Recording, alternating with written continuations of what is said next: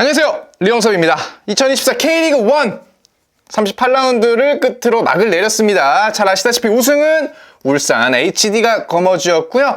작년에 승강 플레이오프에서 살아남은 강원이 준우승을 차지하면서 그야말로 마지막까지 손에 땀을 쥐는 K리그 1이었습니다. 리그는 끝이 났지만 아직 승강 플레이오프 남아있고요. 코리아컵이 남았습니다. 그리고 아직 어느 팀이 아시아 챔피언스 리그 엘리트에 갈지, 어느 팀이 아시아 챔피언스 리그 2에 갈지 정해지지 않았습니다. 그야말로 마지막까지 땀을 쥐게 하는 K리그 1의 경우의 수. 오늘은 K리그 1 아챔 과연 어느 팀이 나갈 수 있을 것인가 경우의 수를 조곤조곤 따져보도록 하겠습니다. 이게 생각보다 대단히 복잡하고요. 변수에 따라서 정말 경우의 수가 다양하게 뻗어있는 그야말로 경우의 수의 라고 보시면 되겠습니다. 먼저 2024 K리그 1의 최종 순위를 보시면요. 1위 울산, 2위 강원, 3위 김천, 4위 서울, 5위 수원FC, 6위 포항으로 막을 내렸습니다. K리그의 2025-26 아시아 챔피언스 리그 출전권은 아챔 엘리트 본선 직행 2장과 아챔 엘리트 플레이오프 1장, 그리고 아챔 2 이렇게 총 4장이 주어지는데요. 기존의 순위대로 한다면 1위 울산과 2위 강원이 아챔 엘리트 본선 직행이고요. 그리고 3위 김천이 아챔 L 플레이오프, 4위 서울이 아챔 2에 진출하는 게 맞는데요.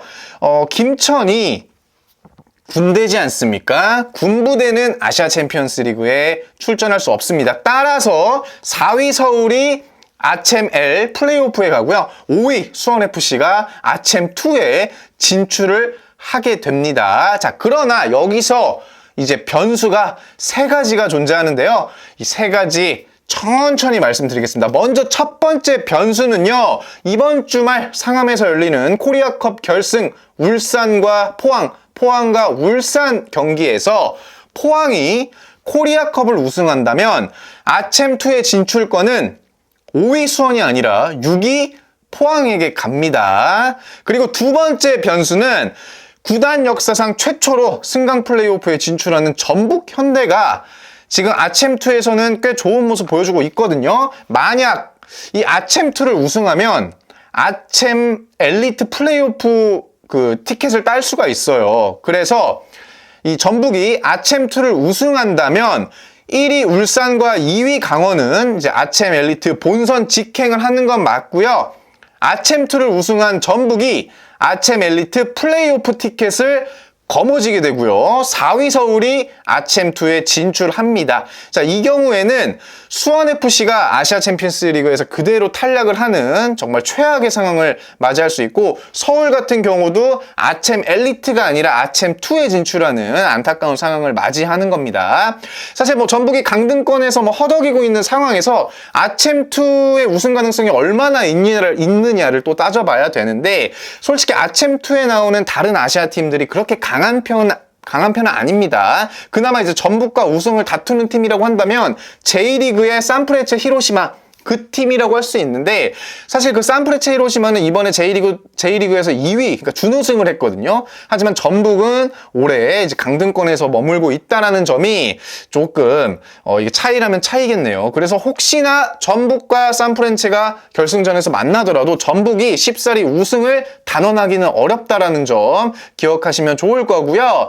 그리고 전북이 아무리 다른 아시아 팀들에 비해서 강하다 할지언정 이게 토너먼트는 어떤 팀이 이길지 모르는 변수가 정말 다양하잖아요. 그래서 충분히 전북이 동남아시아의 어느 팀에게 혹은 어디 중동의 어느 팀에게 질 수 있다라는 점도 간과해서는 안 됩니다. 마지막 세 번째 변수는 현재 아챔 엘리트에서 맹활약하고 있는 포항과 광주가 있는데, 참고로 이 아챔 엘리트를 우승하면 아챔 엘리트 본선 직행 티켓을 그대로 얻는 겁니다. 따라서 포항 또는 광주가 이 아챔 엘리트를 우승한다면 K리그에서 아챔엘 본선 티켓은 일단 1위 울산에게 한 장 가고요.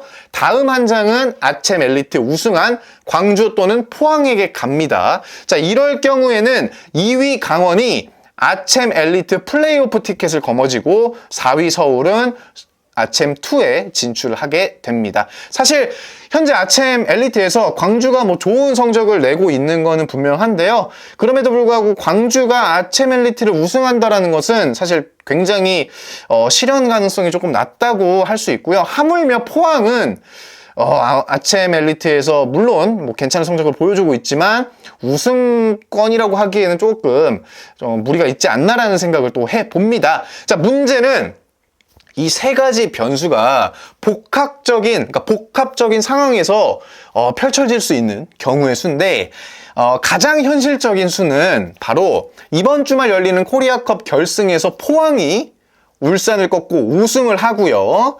전북이 아챔2에서 우승을 한다면 과연 어느 팀이 아챔 진출권을 얻느냐, 이거 조금 복잡하거든요. 잘 들으셔야 됩니다. 일단 포항이 코리아컵에서 우승하고 전북이 아챔2에서 우승한 경우에는 1위 울산과 2위 강원은 그대로 아챔 엘리트 본선 직행에 합니다. 자, 근데 전북이 아챔2에서 우승을 하면 4위 서울의 그 아챔 엘리트 플레이오프 티켓이 전북에게 넘어갑니다.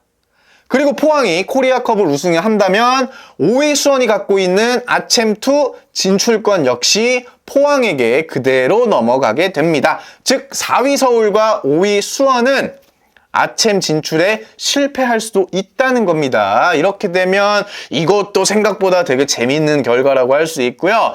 자, 그럼 만약에 포항이 코리아컵을 우승하고 포항 또는 광주가 아챔 엘리트를 우승한다면 이거 어떻게 될까요? 그러니까 포항이 코리아컵과 아챔 엘리트를 그야말로 두 개를 거머쥔다면 일단은 1위 울산과 포항이 아챔 엘리트 본선에 직행합니다. 그리고 2위 강원은 아챔 엘리트 플레이오프에 진출하고요. 4위 서울이 아챔2에 나가게 되는 겁니다. 자, 근데 만약에 포항은 코리아컵에서 우승했는데 광주가 아챔 엘리트에서 우승을 한다면, 자, 그러면 역시 1위 울산이 본선에 진출하고 광주 역시 아챔 엘리트 본선에 직행을 합니다. 2위 강원은 아챔 엘리트 플레이오프, 코리아컵을 우승한 포항이 아챔2 진출권을 가져가면서 서울이 그대로 이제 아챔에 진출 실패하는 거죠. 근데 이거는 솔직히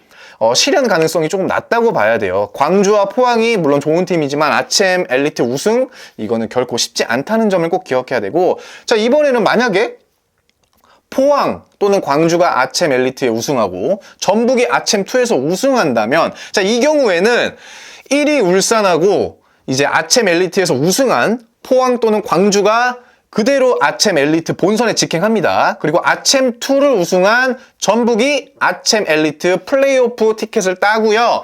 2위 강원이 아챔2에 진출하는 상황이 됩니다. 자, 그러니까 2위 강원은 이런 경우에 만약에 포항과 광주가 아챔 엘리트 우승하고 전북이 아챔2에 우승해버리면 2위를 했음에도 불구하고 아챔2에 나갈 수 있는 그런 가능성도 충분히 있다는 거고요. 자, 마지막으로 광주가 아챔 엘리트 우승하고 전북이 아챔2 우승하고 포항이 코리아컵을 우승한다면 그야말로 정말 로또 맞는 것처럼 정말 모든 기적이 다 일어난다면, 일단은 1위 울산하고 아챔 우승한 광주가 아챔 엘리트 본선 직행을 하고요.